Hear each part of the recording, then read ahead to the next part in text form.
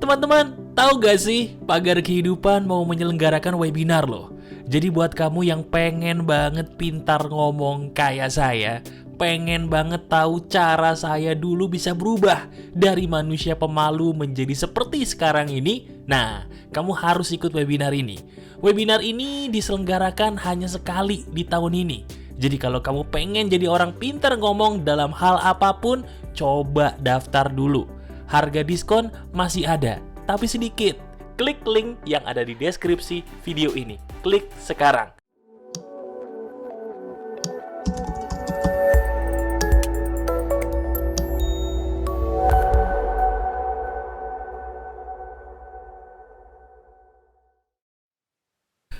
Halo teman-teman, ada saya kembali Aryan Surya, sahabat baik kamu dari Pagar Kehidupan di Curhat Malam.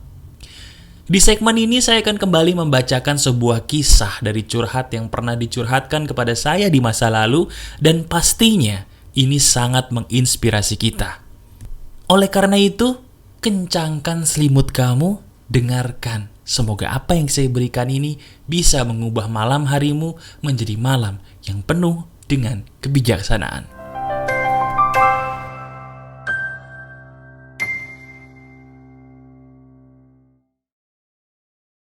Ini adalah sebuah kisah nyata yang pernah dicurhatkan kepada saya sekitar tahun 2018. Wow, sudah lama banget ya. Tapi benar, sebuah kisah yang paling saya ingat pasti adalah kisah yang paling memberikan saya sebuah kesan. Teman-teman, coba deh, pernah gak sih dalam hidup kamu seumur-umur merasakan sebuah hal yang namanya fitnah?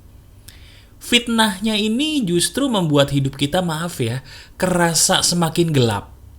Di saat kita gak tahu apa-apa, tapi ada aja sebuah fitnah yang hadir dalam hidup kita dan celakanya membuat hidup kita semakin bertambah gelap, semakin keruh.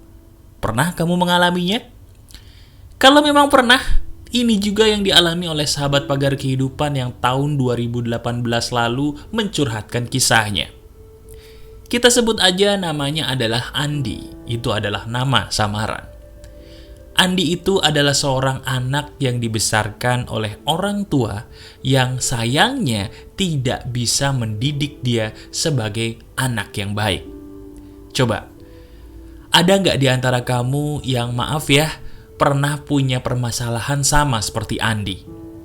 Di mana kita hidup di tengah-tengah keluarga, tapi kok keluarga itu seolah-olah tidak pernah ada. Pernah gak sih kalau kita lihat dalam hidup kita, satu rumah dengan seseorang, tapi kok gak kerasa orang itu ada gitu? Nah, itu juga yang dialami oleh sahabat kita yang bernama Andi. Dia bercerita, "Mas, saya adalah seseorang yang selalu merasa hidup saya itu penuh dengan kegelapan." Saya bertanya, "Kenapa?" "Iya, saya itu gak ngerti. Kenapa hidup saya itu penuh dengan hal-hal yang membuat saya tuh semakin jatuh dalam sebuah lubang kehidupan yang membuat diri saya semakin putus asa." "Gimana ceritanya?" tanya saya. Kemudian dia bercerita. Dia itu adalah orang yang bisa dibilang cukup baik. Walaupun saya belum pernah bertemu dengan dia, apalagi melihat wajahnya, tapi dari bagaimana dia bercerita, saya yakin dia itu orang baik. Dia bercerita bahwa sampai detik ini dia masih tinggal bersama kedua orang tuanya. Dan kedua orang tuanya ini tidak bercerai, masih hidup satu rumah satu sama lain. Tapi sayangnya mereka justru tidak pernah berkomunikasi dengan baik antara satu dengan yang lainnya. Jadi bayangkan, adalah sebuah hal yang normal bagi keluarga Andi ketika makan di meja makan masing-masing sibuk sendiri. Ada yang main handphone, ada yang baca koran, ada yang juga malah sibuk makan tanpa menghiraukan ada anak-anak ataupun pasangan di sebelahnya. Hal itu yang membuat Andi tiba-tiba sering merasa kosong. Dia tidak paham kenapa perasaan kosong ini tidak pernah pergi dalam hidupnya selama bertahun-tahun. Coba sebentar teman-teman. Apakah kamu juga pernah gak sih ngerasain apa yang Andi rasakan? Merasa kosong, hampa, bahkan pengen nangis sendiri? Pernah? Kalau pernah, itulah sebuah hal yang dinamakan depresi stadium 1. Sebuah keadaan di mana kita ingin menangis, tapi kadang-kadang kita nggak tahu sebabnya apa. Sebuah keadaan di mana hati kita tuh kosong, tapi justru kita nggak ngerti kenapa hati kita bisa kosong dan maunya tuh apa. Sering merasa seperti itu? Kalau sering, berarti channel ini tepat untuk kamu. Lantas, Andi bercerita pada saya, "Mas, saya ini orang yang dibesarkan dari sebuah keluarga yang selalu tidak pernah peduli satu sama lain walaupun mereka satu rumah. Saya punya seorang ayah dan ayah saya itu jarang sekali memuji saya.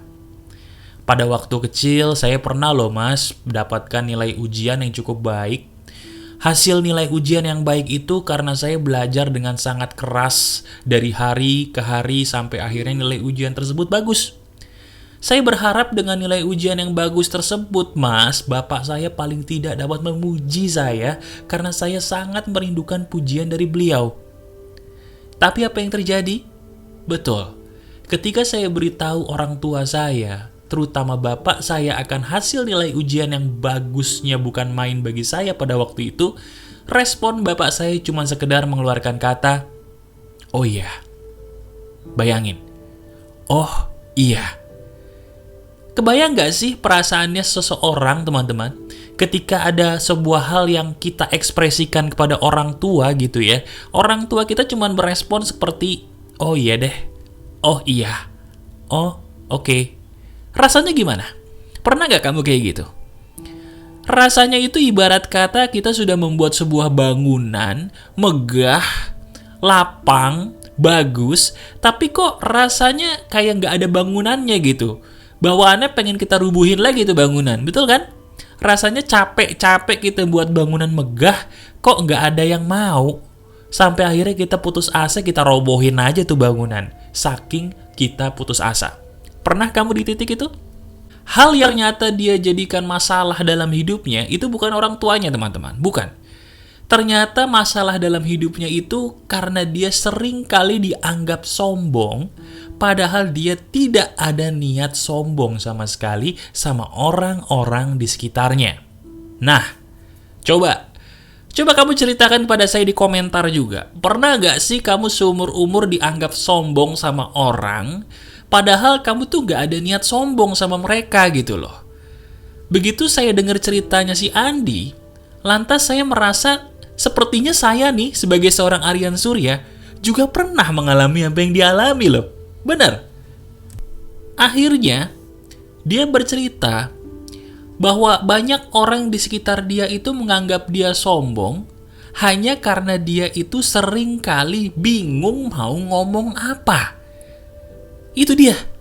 Orang-orang tuh di sekitar kita kadang-kadang suka memberikan sebuah penghakiman yang gak adil ya teman-teman ya. Setuju gak sih? Iya kan? Kadang-kadang kita tuh bukan maksudnya pengen sombong, hanya karena kita tuh nggak tahu mau ngapain, kita diem, terus orang menganggap kita tuh sombong. Betul nggak? Coba, kalau kamu pernah mengalami kisah ini juga, ceritakan di komentar. Nah, akhirnya si Andi itu bertanya, "Kenapa ya mas? Kok saya ini bisa dibilang sombong, padahal saya itu nggak sombong. Saya itu cuma diem aja. Kenapa sih mas kok saya diem? Saya benci deh mas jadi orang pendiam. Kenapa? Karena ketika saya diem, saya dianggap sombong." Akhirnya saya menjawab begini, "Andi, kesombongan kamu itu sebenarnya nggak ada.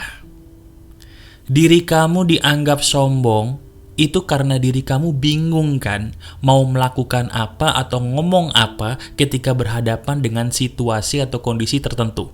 Betul?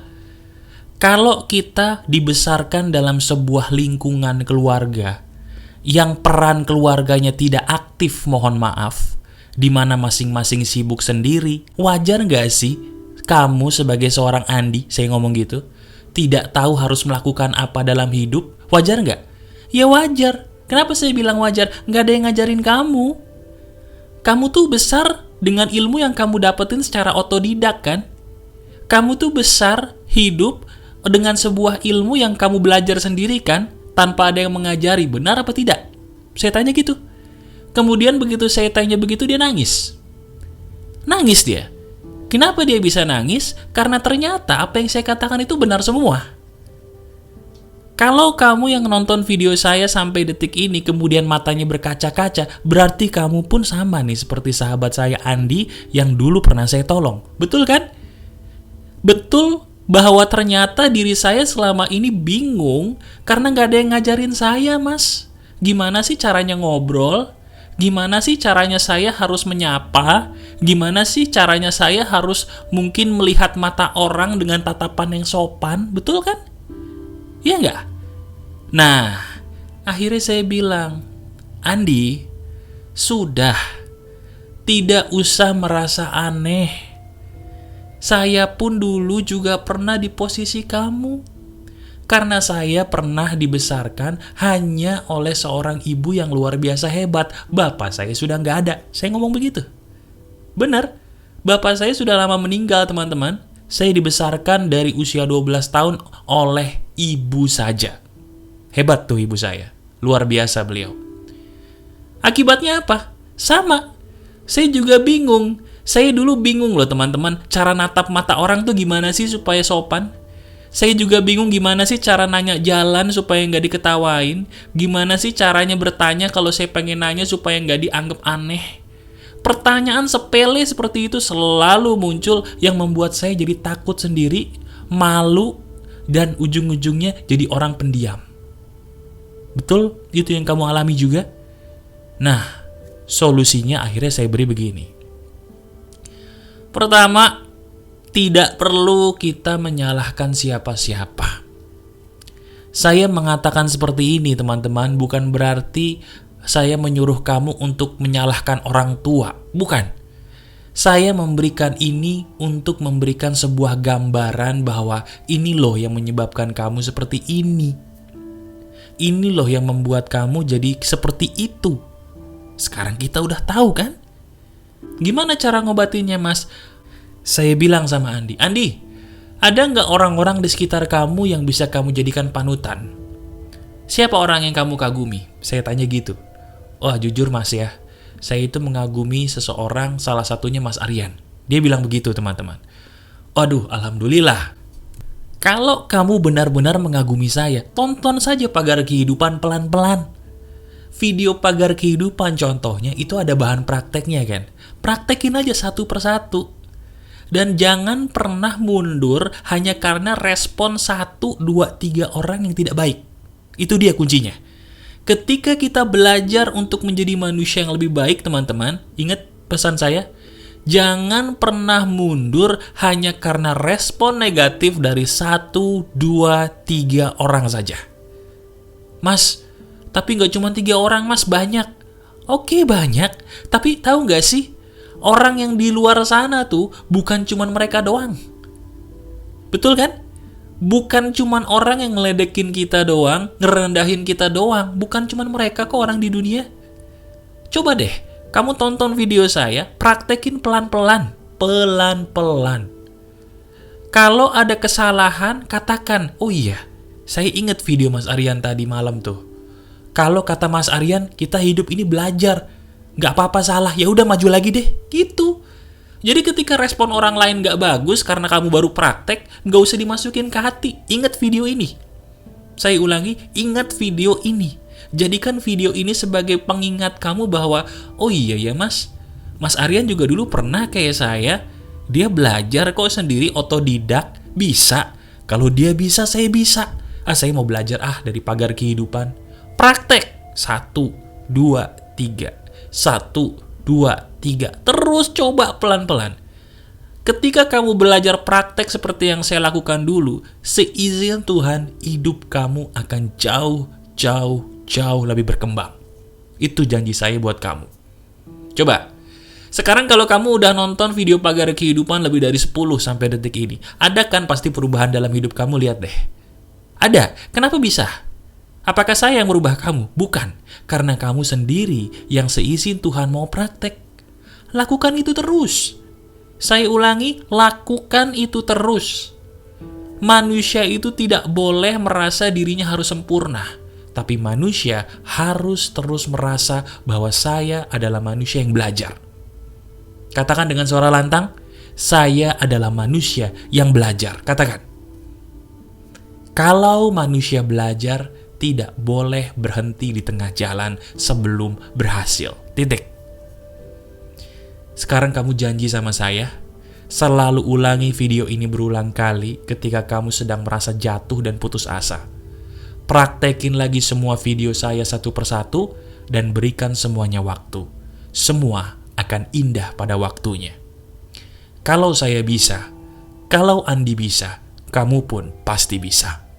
Oke? Masih ada saya, Aryan Surya, sahabat baik kamu selalu dari Pagar Kehidupan. Tetap keep the spirit, keep sharing, and keep loving. Bye-bye.